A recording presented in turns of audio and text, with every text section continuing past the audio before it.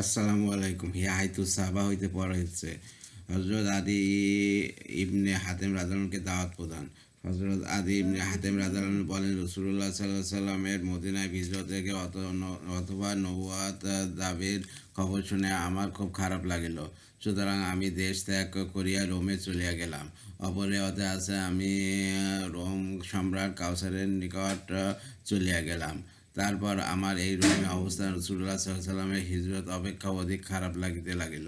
তিনি বলেন, আমি মনে মনে বলিলাম, খোদার কসম, আমি যদি তার নিকট যাই তবে আমার কি ক্ষতি? যদি তিনি মিথ্যাবাদী হন তবে তো আমার তো কোনো ক্ষতি করিতে পারিবেন না, আর যদি তিনি সত্যবাদী হন তবে তাও জানিতে পারিলাম। তিনি বলেন, এইভাবে মদিনা আসিয়া উপস্থিত হইলাম। আমার আগমনের লোকেরা বলাবলি করিতে লাগিল, আদি ইবনে হাতেম আসিয়াছে। আমি রাসূলুল্লাহ সাল্লাল্লাহু আলাইহি ওয়াসাল্লামের খেদমতে হাজির হইলাম। তিনি আমাকে তিনবার এই কথা বলিলেন, হে আদি আদম, ইসলাম গ্রহণ করো, নিরাপদ থাকিবে। হযরত আদি আল্লাহ রাদিয়াল্লাহু বলেন, আমি বলিলাম, আমি এক ধর্মের উপর আছি। তিনি বলিলেন, আমি তোমার ধর্ম সম্পর্কে তোমার অপেক্ষা অধিক জানি।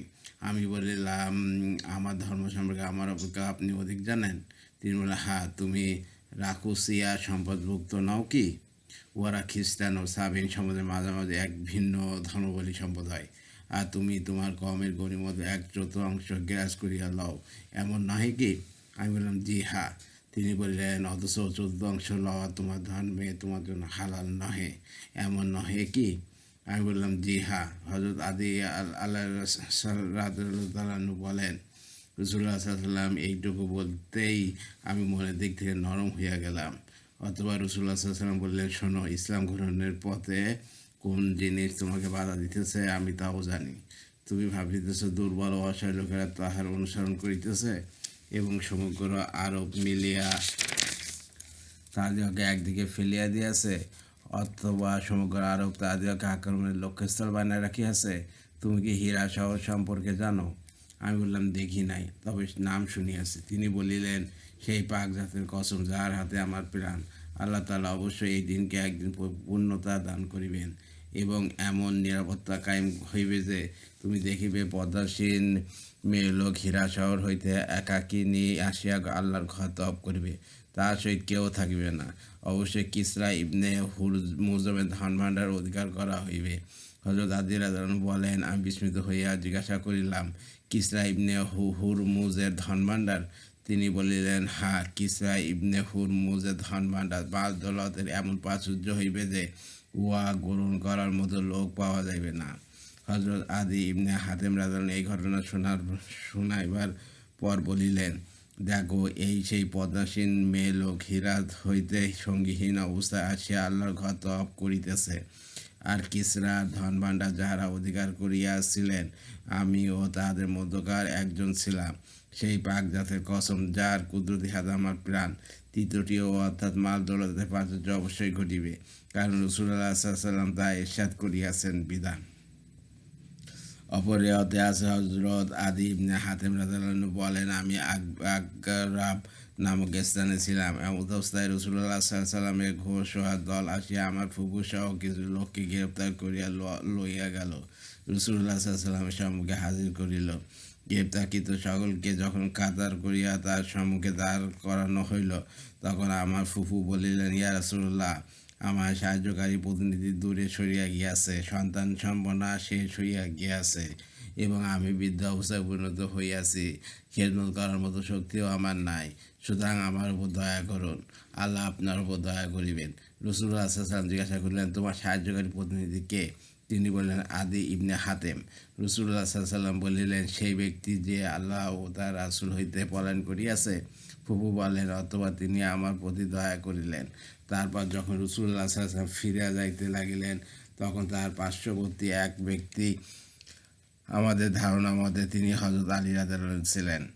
তিনি আমার ফুফুকে বলিলেন, রাসূলুল্লাহ সাল্লাল্লাহু আলাইহি ওয়াসাল্লামের নিকট আরোহণের জন্য বাহন চাইয়া লও। আমার ফুফু চাইলে তিনি তাকে বাহন দেওয়ার আদেশ করিলেন।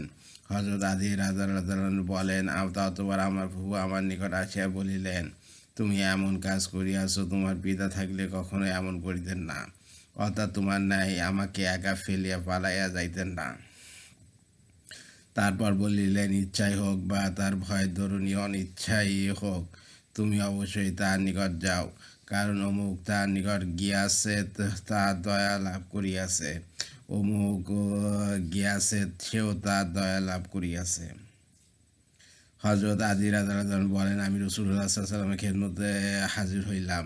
সেখানে তাহার নিকট একজন মেয়ে লোক ও দুইটি শিশু অথবা বলিয়াছেন, একটি শিশু দেখিতে পাইলাম। তারপর তিনি তাহার সহিত তাদের ঘনিষ্ঠ হইয়া বসার বর্ণনা দিলেন। তিনি বলেন, আমি বুঝিতে পারিলাম যে উহা কিসরা ও কায়সারের দরবার নহে।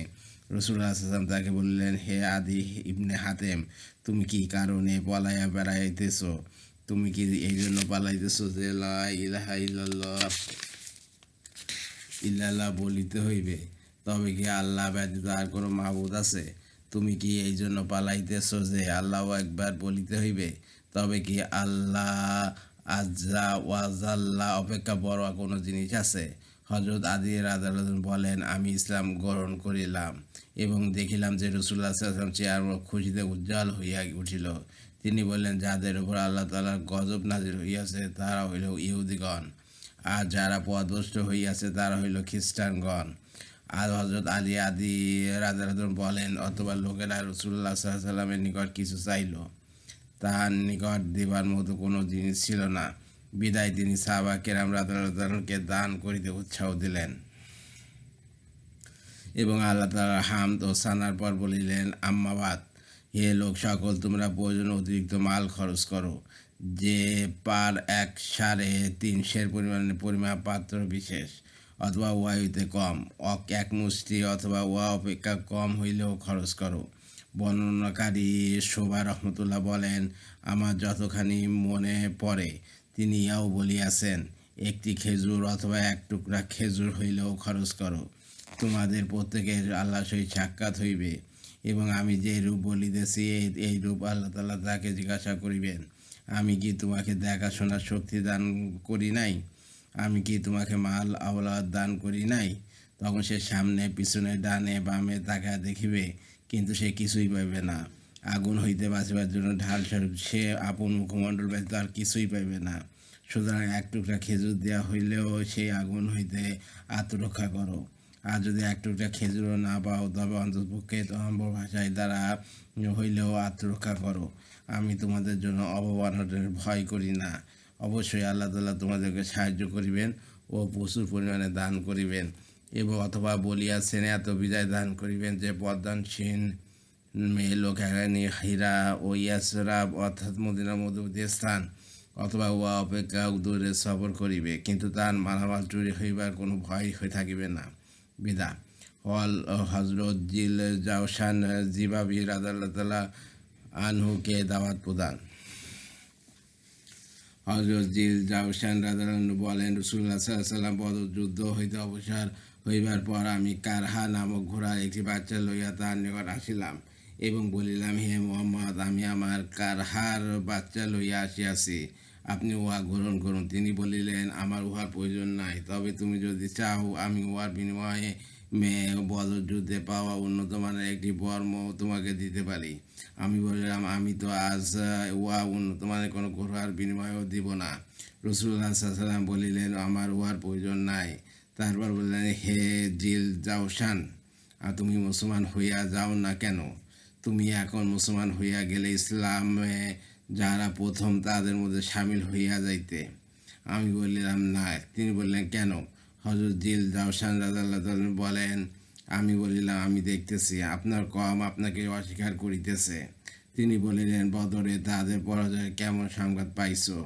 আমি বলিলাম, আমার নিকট সমস্ত সংবাদ পৌঁছাইছে। তিনি বলিলেন, তোমাকে আল্লাহর পথে সন্ধান দেওয়াই আমাদের কাজ। আমি বলিলাম, আপনি যদি কাবা অধিকার করিয়া সেখানে অবস্থান করিতে পারেন, তবে আমি আপনার কথা মানিয়া লইব। তিনি বলেন, তুমি জীবিত থাকিলে তাও দেখিতে পাইবে। তারপর বলিলেন, হে বেলাল, এই ব্যক্তির ঝোলা লইয়া তার পথের জন্য আজোয়া খেজুর ভরিয়া দাও। অতবার আমি রওনা হইলেও নবী করিম সাল্লাল্লাহু আলাইহি ওয়াসাল্লাম বললেন, এই ব্যক্তি বনু আমের গোত্রের সর্বোৎকৃষ্ট ঘরোয়াদের মধ্য হইতে একজন। হযরত জিল জাওসান রাদিয়াল্লাহু আনহু বলেন, খোদার কসম আমি তারপর আমার পরিবার পরিজনের মধ্যে অবস্থান করিতেছিলাম। এমন সময় একদিন এক আরোহী মুসাফির সেখানে উপস্থিত হইল। আমি তাকে জিজ্ঞাসা করিলাম, লোকদের কি অবস্থা? সে বলিল, খোদার কসম মুহাম্মদ সাল্লাল্লাহু আলাইহি সাল্লাম কাবা শরীফ জয় করিয়া সেখানে অবস্থান করিতেছেন। আমি এই সংবাদ শুনিয়া বলিলাম, হায়, আমি যদি ভূমিষ্ঠ হওয়ার পরই মা মরিয়া যাইতাম, আমার মায়ের কোল যদি তখনই কারি হইয়া যেত। হায়, সে যেদিন হুজুর রাসূলুল্লাহ সাল্লাল্লাহু আলাইহি ওয়াসাল্লাম আমাকে বলিয়াছিলেন, আমি যদি সেদিন ইসলাম গ্রহণ করিয়া লইতাম এবং তাহার নিকট হীরা এলাকা জায়গা হিসাবে চাইয়া লইতাম, তবে তিনি অবশ্যই আমাকে উহা দিয়া দিতেন। অপর এক রেওয়াতে আছে, নবী করিম সাল্লাল্লাহু আলাইহি সাল্লাম তাকে বললেন, তোমাকে ইসলাম গ্রহণে কি জিনিস বাধা দিতেছে? হযরত জিল জিল জাওশান রাদিয়াল্লাহু আনহু বলেন, আমি বলিলাম, আমি দেখিতেছি আপনার কওম আপনাকে মিথ্যাবাদী বলিতেছে, আপনাকে মক্কা হইতে বাহির করিয়া দিতে আছে এবং আপনার সাথে মোকাবেলা করিতেছে। সুতরাং এখন আমি দেখিতে চাই আপনি কি করেন। যদি আপনি তাদের উপর বিজয় লাভ করেন, তবে আপনার উপর ঈমান আনয়ন করিব এবং আপনার অনুসরণ করিব, আর যদি তাহারা আপনার উপর বিজয় লাভ করে, তবে আমরা আপনার অনুসরণ করিব না। তাবরানী। এই হাইতুস সাহাবা রাদিয়াল্লাহু আনহুম হইতে পড়া হয়েছে। আর আমার ইউটিউব চ্যানেল ইবন কুরাজ, ওইটাকে আপনারা সাবস্ক্রাইব করবেন আর লাইক কমেন্ট শেয়ার দেবেন আমার ভিডিওতে, এতে আমি উৎসাহিত হই। ইবন কুরাজ আমার ফেসবুক পেজ, ওইটাকে আপনারা ফলোতে রাখবেন। সবাই সুস্থ থাকবেন, ভালো থাকবেন। আল্লাহ হাফেজ।